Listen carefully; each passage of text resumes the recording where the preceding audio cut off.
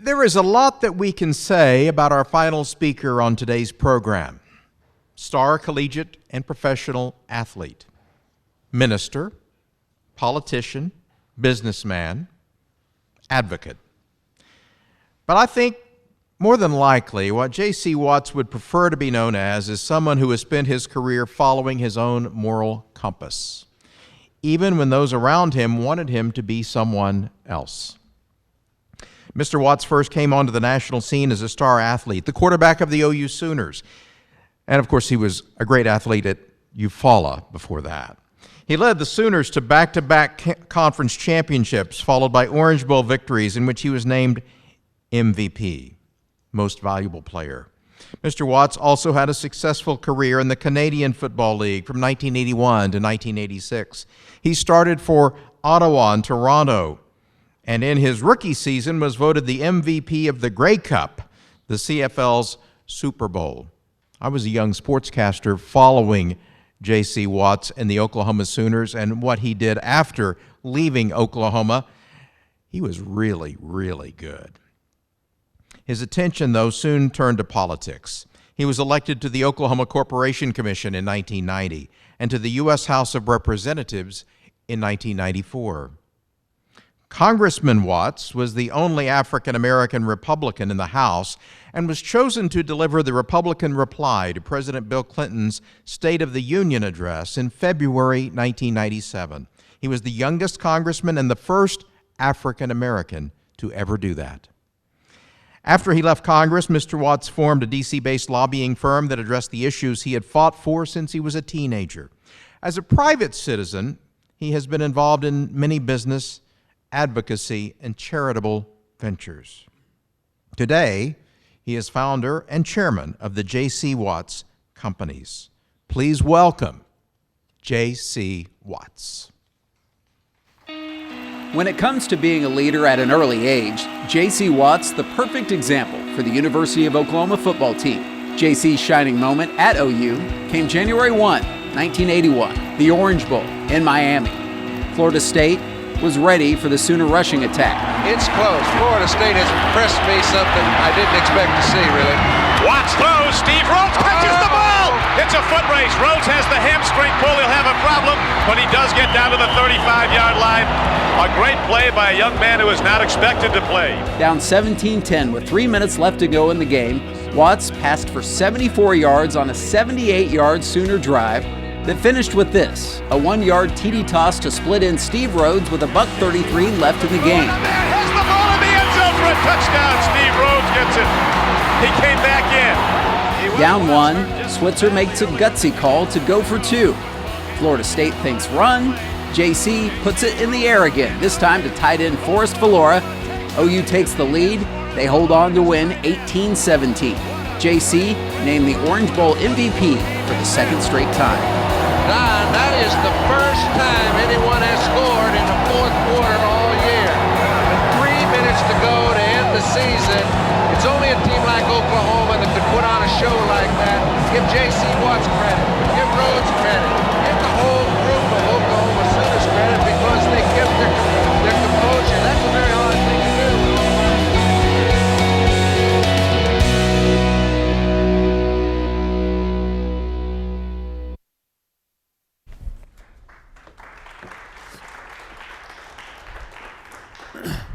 Mr. Pryor, thank you very much for your kind introduction, and I am tickled to be with you this afternoon, be on the campus at the University of Central Oklahoma, and to be in the George Nigh building again. And I'm thrilled that NextGen and the University of Central Oklahoma were think enough of me to extend an invitation for me to come and to be with you this afternoon and share some of my thoughts and life's experiences with you concerning diversity and inclusion.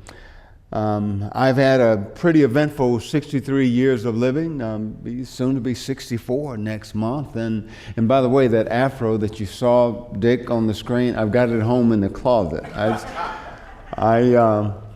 had some pretty interesting experiences over the last 63 years and 11 months of my life. And I here about 15 years ago ventured out to create an African American news network, and 15 years it took me to get that network launched. And 2 years ago, February 10th, this past February 10th, 2 years ago, we launched the Black News Channel. And folks have asked, and throughout that time of formation, people ask me, why an African American news channel? Well, I think every community needs a platform to tell their story, talk about their history, talk about how current affairs impacts them, and talk about their culture, and that's what we've tried to do. I think one simple illustration that I've used over the last 15 years to emphasize why the importance of a Black news channel is because I've been involved in sickle cell in the state of Oklahoma. My family is impacted by sickle cell. I called a major foundation here in the state of Oklahoma about 3 years ago and asked them to sponsor me in a 5K run. They had no idea what sickle cell was. They were gracious enough to sponsor me, but they had no idea what it was. You don't hear networks like CNN and MSNBC or Fox News talking about sickle cell, because that's an issue, that's a disease that impacts probably 95% of the cases, 97% of the sickle cell cases in America. They impact the African American community. So we talk about those things. We want to talk about those things. So that's just a simple illustration of why I thought it was important for us to have a black news channel. I also was pretty proud to be involved with John Lewis in creating the African American Museum of History and Culture in Washington, D.C., and it's one of the hottest tickets in Washington. When you're there, if you ever get a chance, hope you'll get a chance to stop by and see that and visit the museum. I didn't learn about Black history at Eufaula High School in my public school training. I learned about African American history mainly on my own through Ebony and Jet magazine that my sister would bring down from Tulsa to Eufaula, and she'd bring those old Ebony and Jet magazines to Eufaula, and I would peel the pages of those magazines, Dick, and I'd see black men in coat and ties, and I grew up seeing black men going to work in overalls every day or blue jeans, and even in COVID, I continue to wear a coat and tie because it took me 20 years to get out of overalls. I like wearing a coat and tie. I don't want to wear overalls anymore. But my connection to the African American community, to the greater African American community, was through Ebony and Jet, and that's where I learned a lot of Black history. And I ended up serving in Congress with men who I had seen in those magazines, women I had seen in those magazines, and was able to pick their brain about marches with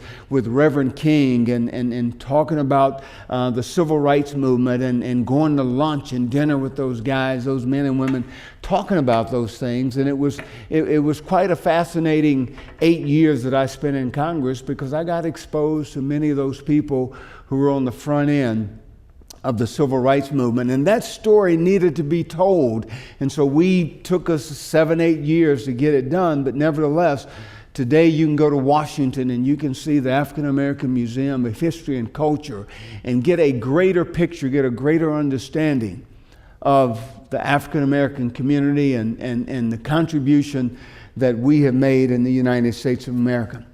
History isn't there for us to like or dislike. It is there to learn from it, and if it offends you, or if it offends me, even better, because then you or I are less likely to repeat it. It's not yours to erase. It belongs to all of us. And it is interesting how culture impacts different communities, and I've always interested in understanding the culture of people that look different than me, and people that grew up on the other side of the railroad tracks than me in Eufaula, Oklahoma. And I had a chance because of athletics. Athletics was good in teaching me about other people's cultures and about their norms and the different idiosyncrasies that we find in different cultures. I believe in inclusion and I believe in diversity for the sake of opportunity. My philosophy has always been, in spite of what the inequities might have been, my philosophy has always been, just give me a chance. It doesn't even have to be a fair chance. Just give me a chance. Just allow me the opportunity to make a contribution. I've been in the social discussion most of my life, because of the positions that I've held, the things that I have done over the last 53 years of my life. I've gone through the discussion about the black quarterback. I heard the discussion being held because I was a black quarterback. I've gone through the discussion about whether or not we should have female sports reporters because I was in the space when that discussion was being had. I've been in the discussions about whether or not you can be black or be Republican. I've been in the discussion about corporate boards because I've served on corporate boards and I've been on boards, and I remember there was a time that you didn't see many people that looked like me that served on corporate boards. I serve on the board of an 80-year-old company that I'm the second African-American board member. The first was John Johnson, the guy whose magazines I read, Ebony and Jet, to get a greater picture of the larger African-American community. But I've often thought, and I've often asked the question, who are the people that makes the rules that says you can't be black and be Republican? Who are the people that makes the rules that says you can't be a female and be a sports reporter? Who are the people that makes the rules that says that you can't be an African American and be on the board of a public company? John Johnson created a great example in terms of business and how it should be done and how businesses should be run. John Deere started in 1837. In 2004, I became the first African American to own a John Deere dealership. I was one of two kids to integrate Eufaula Public Schools. In the second grade, I and a fellow by the name of Howard Etheridge, we integrated Jefferson Davis Elementary School, the fellow who served as the president of the Confederacy. I was the first black quarterback of my high school football team. I was also the student body president of that same high school. And I never did or sought to be on any corporate board. I never sought to be the first African American nominee of either major political office for statewide office in the state of Oklahoma. I never sought to be the first African American John Deere dealer in the United States. I never sought to be the first or second in anything that I did. But nevertheless, I understood the obligation of being the first or being the second. I've seen my uncle, who served for 17, 18 years as a state president of the NAACP here in the state of Oklahoma. I saw him lead the Grand Wizard of the Ku Klux Klan in the state of Oklahoma to a personal relationship with Christ. And they traveled around the country talking about this, even had an appearance on the Donahue Show to talk about their relationship. So in all of my doings and all of my obligations, because of that, I also understood the importance of healing the culture, in spite of what that culture might be or in spite of what it might stand for. I'm well aware of slavery in America and the history of slavery in America. I've read about it. I've studied it. I've been curious about many things surrounding slavery, and I've pursued the answers. I've visited Monticello in Charlottesville, Virginia, the home of the third president of the United States, and I saw the bunkers and I saw the houses where slaves who were owned by the third president, where they were housed. I touched the buildings. I touched the beds.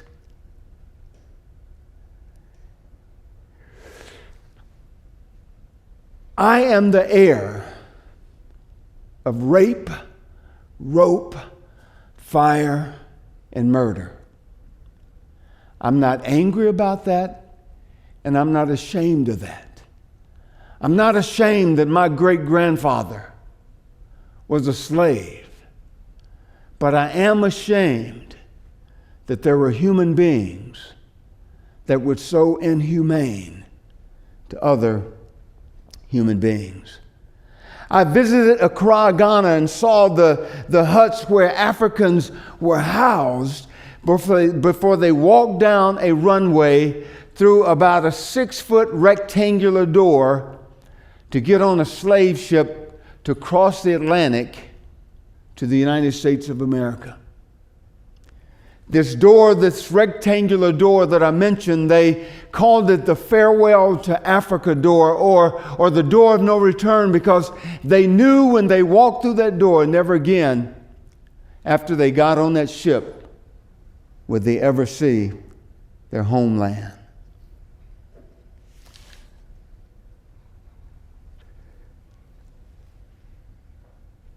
The institution of slavery put a stigma on black Americans that in some quarters still exist to this day. While my faith teaches me that I am no better than anyone else, it also has taught me not to be afraid to be different than others, and not be afraid to ask the difficult questions. Being intellectually curious, and I've asked, again, who makes the rules that says that we can't? And why can't you be a black quarterback? Why can't you be a black Republican? Why can't you be a female sports reporter? Why can't you be black and own a publicly traded company? And by the way, today in all the thousands of publicly traded companies that we have in America, less than 10 are owned by African Americans. Why? I had something happen to me back when I was a sophomore in high school. The superintendent for the Corps Engineers in Porum, Oklahoma, about 20 miles from my home, the superintendent of the Corps Engineers made a conscious decision to cross the railroad tracks, and in most rural communities, the railroad tracks are the things, that's the demarcation between the black community and the white community. And the superintendent of the Corps Engineers made a conscious decision to venture across the railroad tracks in Eufaula, Oklahoma, stop in front of my house, turn his engine off, take off his baseball cap, put on his cowboy hat, walk up to me where I was mowing our lawn. I turned the motor off, and he said, I am Robert Carroll, and I talked about this in my book. He said, my name is Robert Carroll. I'm the superintendent for the Corps Engineers, and this summer we're going to hire some kids for internships for the Corps.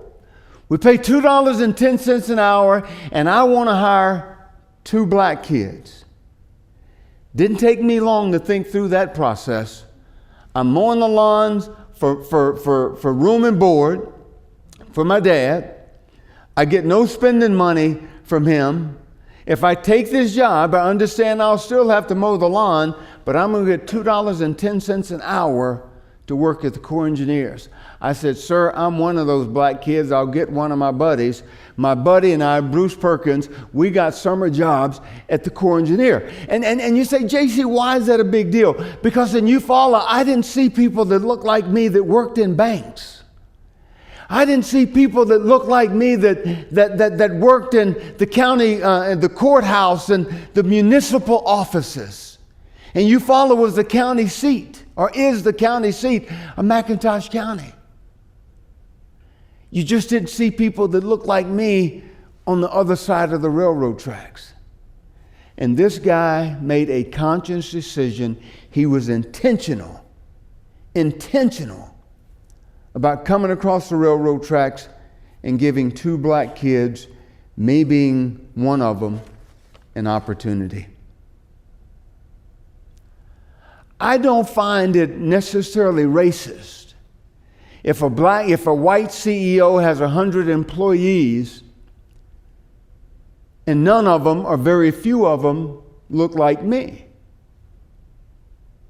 However, if I am the CEO of a company that has 100 employees, they all may not be or look like me or be black, but I promise you I will probably have more than the white CEO. And again, I don't necessarily see that as racist, because usually how do we hire? We usually hire from our social circles. We usually hire from the people that we know. The reason you would probably see more African Americans in my base of 100 employees is because I go to church with black people. I socialize with black people. I know black legislators. I have black friends. I know the black chamber. I go to black churches and I preach and I speak. I know black pastors. And so when I lose an executive assistant, if I'm with one of my black friends and I say, man, my executive assistant has been with me for the last 7 years, he or she, they're retiring or they went to another job, and I'm going to need to hire a new executive assistant. You know what they'll say? They'll say, hey, my sister-in-law, she's been out of work for 2 months. She's an executive assistant. I say, send me her resume. A lot of times that's how it happens.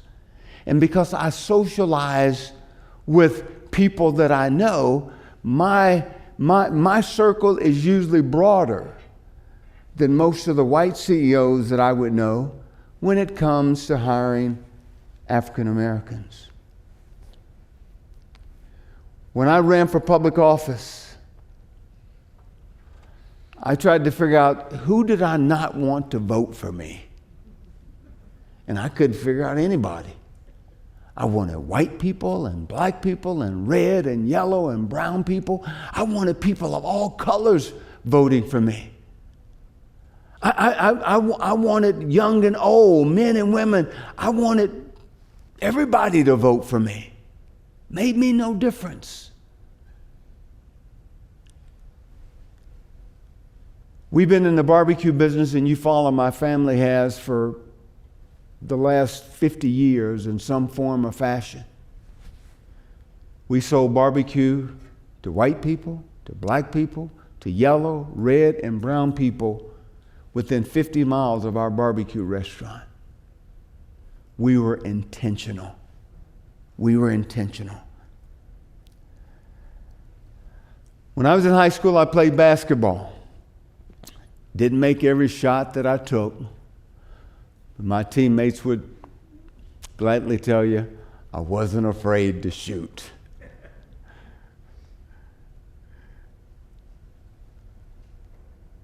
I've not made every basket that I've shot. And one of my mottos in life has been, shoot the ball. Don't be afraid to shoot. Don't be afraid to prepare yourself to take the shot mentally and physically. And in life, I have worked very hard to make it difficult for people to say, JC, I would have, but. I would have hired you, but. I would have given you the job, but. You would have won the election, but. You would have won the football game, but. We would have invited you on our board, but. Make it extremely difficult for people to say, but. In closing, Mahatma Gandhi said this: "We all like change, but we don't like change." We all, there's an old saying in faith circles that says, you know, we all want to go to heaven, but we don't want to die. Well, Mahatma Gandhi said this: